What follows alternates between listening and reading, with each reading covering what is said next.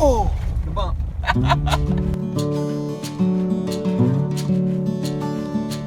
Roby may be a one-light town, but everyone drives everywhere in Roby. They drive to work, they drive home, they drive to get groceries. And I found myself driving around quite a bit as I worked on this documentary.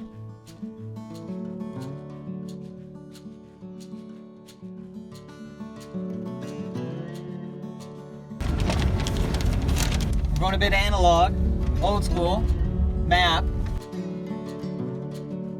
Driving around the back roads, dirt roads of Fisher County. Trying to find all the old ghost towns.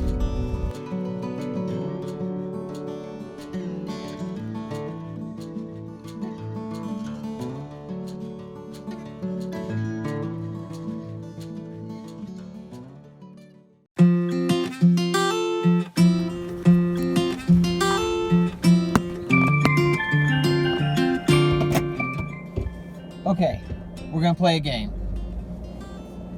How many houses does Dan remember? I thought it would be fun to randomly drive around and try and remember who lived where. You can't see it, but my house is right there, so we'll start on my block, okay? My mom's gonna be mad. I can't remember who literally lived across the street from us. Now, Clifton Terry lived in this brown house. He got me in trouble a lot. These were apartments, and there are only a couple of apartments in, well, not the tractor, but you get the point. This is the Stewart's old house. Freddie and Lavelle Stewart, and their two kids, Brad and Britt. This is the preacher's house. So the Church of Christ actually owns this house, and the preacher lives there for free. I have no idea who lives there. No idea who lives. They have goats in their front yard. Look at that. We gotta go this way. Can you see the goats? That is so cool.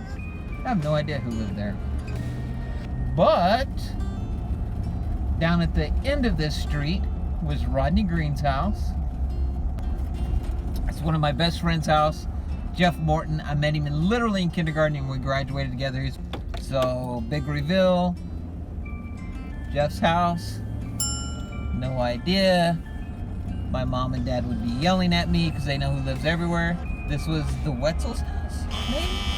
I have no idea. I don't even know why I'm doing this now because I'm just failing miserably. This is cool. I don't know. But this is very cool. This was the old hospital. And the Graham family bought it and turned it into a private residence, a hospital. And they had 2 DeLoreans. So that was kind of neat. All right. I know, this is boring. I'll edit a lot of this up. And this is actually Lupita's, but it was the Hate-Ho. I worked there and ate there all the time. No idea. People are yelling at the camera right now. Dan, you're so dumb. You know who lives there. No idea. I'm failing miserably. Todd Mathis used to live at that house back there. But somebody else bought it. Chad. What was his name? No idea. No idea. No idea. Okay, hold on. We got one coming up that I actually know. Now, this is Jeff Green's house. We called him Little Green because he was little. Great guy, fun. We grew up together. He's actually died. I think he was the first one in our class to die. So it's really sad, but I miss Little Green. He was a great guy. All right, so I've gotten like 3 out of 36 houses, right? Now it's not here anymore, but there used to be something called the Blue Store. And it was a tiny little shed, and they sold candies. And you could go in there and you could get sweet tarts or lemon heads. And you remember the little Coke wax bottles? They were like this big and they had a little drop of Coke syrup in them, and you bite the lid off and you drink the little Coke syrup. Absolutely delicious. So this has been an epic fail. I got like 4 out of... Oh! That's Mrs. Green's house. One more. Add to the list. The greenhouse down there. She babysat me. Alright. I feel old.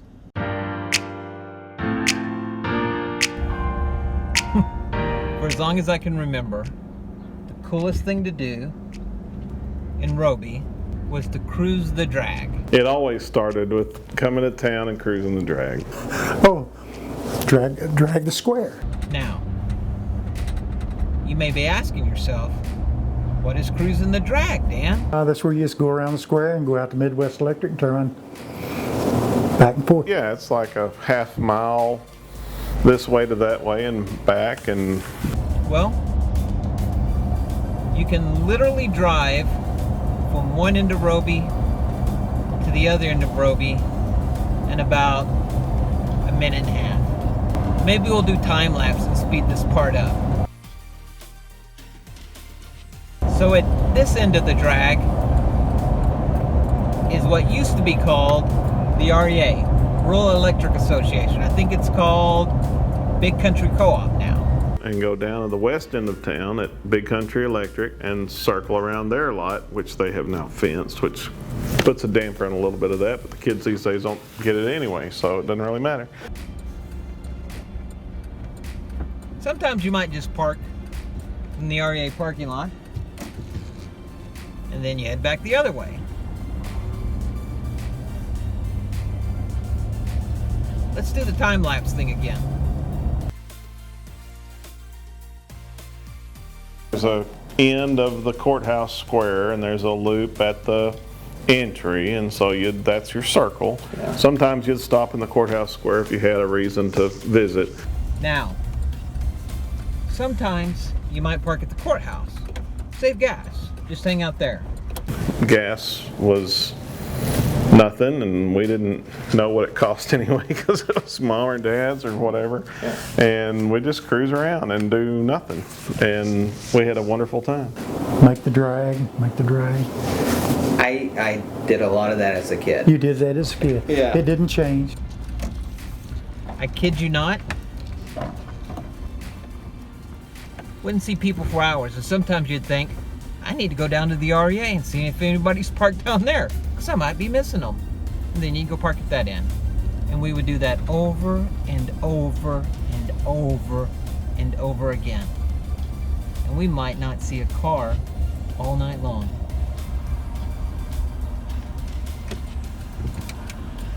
Let's go home.